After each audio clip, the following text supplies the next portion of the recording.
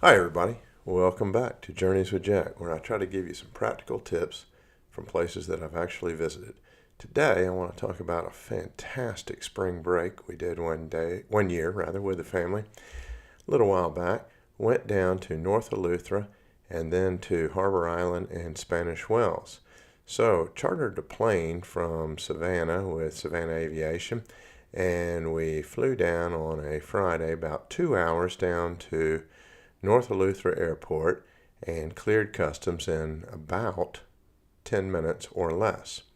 Then we were picked up there by our host from a VRBO that my lovely wife had found online, a guy named Tom Jones, not to be confused with a Welsh singer. It was not unusual that he picked us up there at the airport, as VRBO people will do that. And he drove a dilapidated old GMC truck, and away we went to his home, Bay Sienda, on Whale Point Bay. He took us there, dropped our baggage off, took us on a brief tour in the surrounding area, showing us the very famous glass window bridge.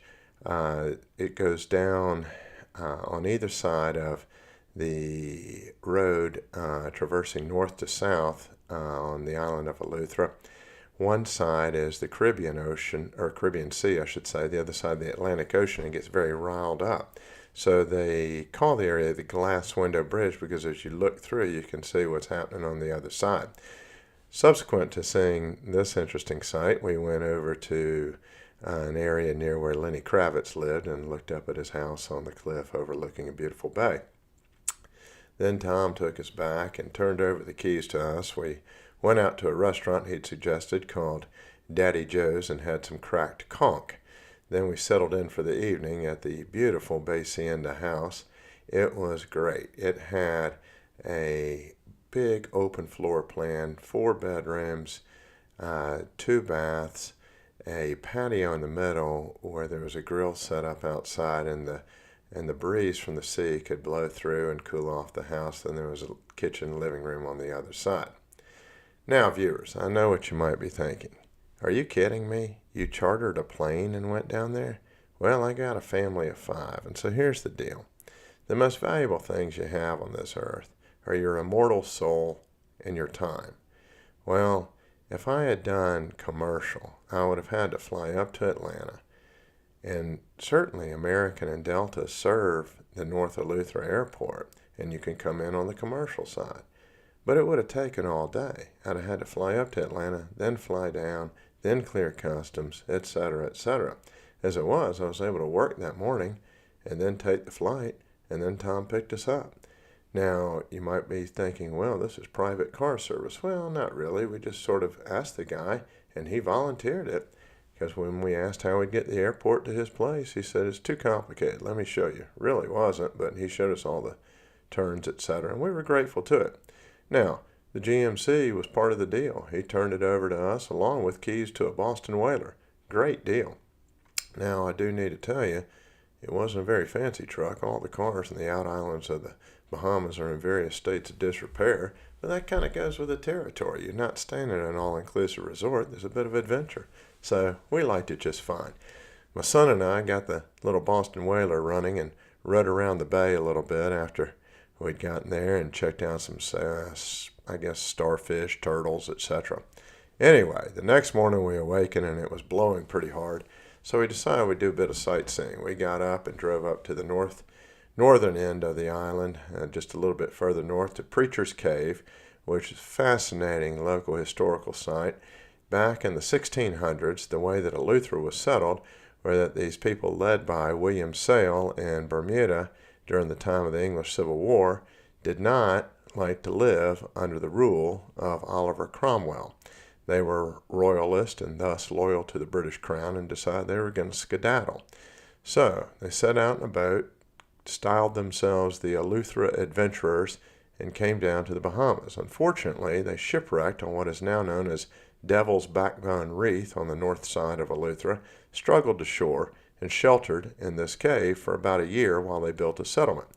There's a nice monument to them and their efforts at the cave, carved into rock. It's on the pictures on Instagram and hopefully YouTube Shorts, so I would encourage you to check them out. Really amazing what those people did and accomplished. If you think about it, 1648 was when they landed on the island. Not much convenience at that time. Well, after the cave, we went a little bit further afield to the Sapphire Blue Hole. Fabulous place. We were able to jump in this blue hole and then climb out using the knotted rope attached to the side hanging down over the limestone. For those of you who have not seen one before, blue holes are very common throughout the Bahamas. They're really great roundish depressions, as you might gather from the name, that sink down into the limestone, way down deep into the nether reaches, and somehow communicate back with the salt water. Hence, the water inside the blue hole is not fresh, it's salt, and it's blue. In fact, it's a rather brilliant blue. I would say that it's a great experience to be able to jump into one, swim around, and you just wonder, where's all the water come from? Who knows? I guess way down deep. Anyway, leaving the blue hole, we drove back into Gregorytown, had some lunch, had some conch salad at a place called Unca Jeans, and Unca spelled U-N-C-A. You'll notice that a lot, that just like in America, we use different spellings to attract somebody's attention. Hey, Journeys with Jack is spelled differently after all. But I want to say a word about conch and different preparations. Conch is a very commonly eaten food in the Bahamas. It comes from the shellfish conch, and so it can be cracked, that is, it's lightly fried, or conch salad, where it's raw but mixed with lemon juice, etc. So maybe a little bit like ceviche. Can also be grilled, and I'm sure there's several other ways to cook it, but it's delicious. So I'm always in for a treat when I go to the Bahamas to get some conch. After Uncle Jean's, we went over to an interesting place called Island Gifts, and I got a couple of show and tell items for you. So at Island Gifts, we bought this neat sticker, I thought, that is a example of a crest that someone designed for Eleuthera. So I'd point out to you that it's got information over here about in 1648 when the people settled.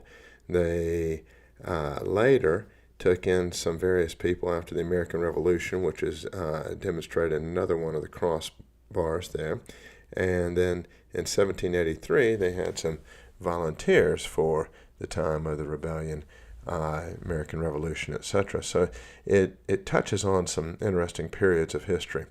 Also at Island Gifts, I got this super cool t-shirt that I want to show you, long sleeve t-shirt, which came in handy because, as I said, the wind was blowing, so I wanted something long sleeve that day. But I think when I show you this t-shirt that you can appreciate that we just scratched the surface. The island of Eleuthera is quite long, and if we'd gone way down in the middle part, we would have run into where the British royal family has a home at Windermere. So check this out. We were way up here in these parts where North Eleuthera, Spanish Wells, Harbor Island. Well, after settling out with the things in Gregorytown, we went back to the Bay Sienda, got into the little whaler, and took a ride across the bay to go snorkeling at Cistern Island. My son really liked that, and I did too. Cistern Island, great variety of fish, all manner of colors, etc., etc. We had a good time doing that. Well, far too soon, it was time for bed and on up the next morning. The next day was Easter, so we went with Tom into church at St. Agnes Anglican Church in Gregorytown. Fabulous place. They used the old Elizabethan era Book of Common Prayer. It was a very meaningful service. Subsequently, Tom wanted to show us around a little bit more of the sites of the Whale Point area of North Eleuthera, and he took us over to basically the other side that looked out over the Atlantic Ocean. There was an old place called the Tally Restaurant, Castle Tally Hotel, I believe it was, or Castle Hotel perhaps, but they just never really took off, even though the place was gorgeous. And there's a local rock formation called the King's Baths, which sort of fills up with salt water. Fascinating. But it just never really attracted the tourist trade. Who knows? Maybe in the future. Well, after that, we went back to the house and got into the Boston Whaler and rode out across the bay, heading up to the Harbor Island to go eat lunch at the Dunmore Hotel. Now, I had the family of 5 loaded into a 15-foot Boston Whaler, so if anybody knows much about boating, you know that was a little tight. And we were probably a bit overladen. but I had to cross a sandbar, and we'd had a bit of an ebbing tide, so I had to readjust everybody, send about 3 people up to the front of the boat, trim up the motor really good, and then we still couldn't quite clear the sandbar, so I jumped out and I just pushed the thing over it, got back in, cranked up. Undaunted, we went on and came into the bay at Harbor Island, tied up at a dock, got out, walked up to Bay Street, and I looked quickly and noted that there was a cross street named York Street, so I got my bearings. And then we flagged down a golf cart, turned out to actually be an acquaintance of Tom's, and the man drove us over to the Dunmore. So once we got to the Dunmore Hotel, we were there 25 minutes too soon for our lunch reservation, so my son Sam and I went out to check out the Pink Beach. It's gorgeous. It really is pink-hued beach, probably due to shells and shell fragments there, which give it sort of a pinkish glow. It's not overly demonstrable, but it's a faint pink nonetheless. Lovely place. Nice long walk on the beach. Then we had lunch. Now, I'm going to warn you, the Dunmore is expensive. The only bargain you're getting at that place is going to be the walk on the beach. But the meal was good. We really enjoyed it. Got back in the boat, came back. We did a little bit of paddle boarding, looked around at some turtles, went over to a lagoon and swang from the rope swing. It was a lot of good times that day. So the next morning, we got up and we're going to head out to Spanish Wells. So Tom piled us into the dilapidated GMC and drove us up north to the ferry dock, where we caught the ferry driven by Harcourt Pender across to the island of St. George's Key. Now, St. George's Key and Russell Island are right beside each other, separated by a creek crossed by an old metal bridge called the Higgs Bridge. So the whole area is really named more Spanish Wells, and so I've got a little show and tell on that one that was given to me by our VRBO host on the island of Russell. So these nice people, the Sweeting family, Jamie and Shenandoah Sweeting, had built a rental cottage out on Russell Island looking over a bay roughly to the west. And as I was talking with Shenandoah Sweeting and commenting on how cool it was that here we were taking the ferry over this isolated place, Spanish Wells, and looking at a couple of the license plates, he gave me one. So here it is, a Spanish Wells license plate. He explained that these are a little bit rare now, and that a few years back the Bahamian government, in a cost-saving measure, decided to just have one license plate for the entire Eleuthera area. So I suppose I have a collector's item courtesy of Shenandoah Sweeting. Anyhow, Shenandoah was named for the movie with Jimmy Stewart made back in the 60s. His dad apparently liked Western films. So he and his wife had this great cottage. It was 4-bedroom, 2-bath with a loft, a kitchen, and a little living room and a nice porch. And he put in some paddle boards and some sand right down at the little cove. So we went out, did some paddle boarding around to the next island, explored it, etc. It became a regular theme that we'd get up in the morning before breakfast and go snorkel or paddleboard and then go start our day. Well, we settled in. Everybody dumped their luggage and we got in the golf cart. He'd given us the keys, thankfully. And down the way we went to a beach called the Sandbar Beach down Russell Island. And there is a restaurant by the same name. And so, you guessed it, we ate some conch at the Sandbar restaurant, then turned in early that night because we were going fishing the next day. Well, the next day at the crack of dawn, we met Shenandoah and his brother Shane. Remember the reference to their dad loved Westerns and named the boys after two of the Westerns he liked.